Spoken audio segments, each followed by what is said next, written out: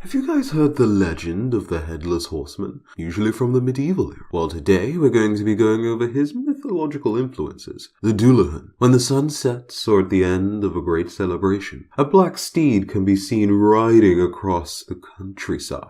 Whenever the Dullahan stops riding, a single mortal will die. He has a special feature being his decapitated head, which he may carry with him because it has super sight and can even see in the dark. Vision can extend far past what a usual human can see, or he just might not. Either way, he has a certain sense of beings around him, regardless of whether he can see with his head. Now, as far as his riding goes, he may ride on a single black steed, or he might also rock a 6-carriage style. The carriages themselves might be made up of coffins and bones and tombstones, or, just the black steed. He also is big on capes as well, so you might see him wearing that, and as long as it's black, it's the Dullahan style. The head itself, though, is not very pleasant to look at, and even worse to smell. It also features a sinister smile that it will maintain whilst it performs its duties. Upon gazing upon the Dullahan, he might throw a bucket full of blood at his spectator, or he might cause their blindness in one of their eyes, and he'll have 2 ways of doing this,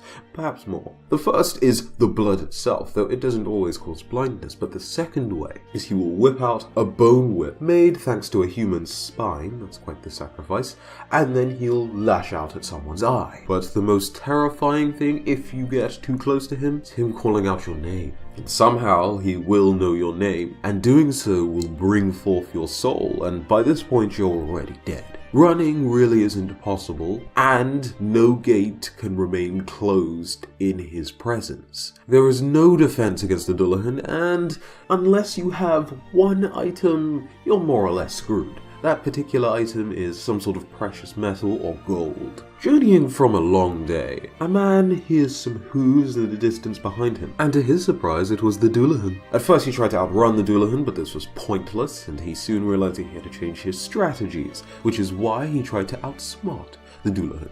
So he simply reached into his pocket and threw down a gold coin, then turned around.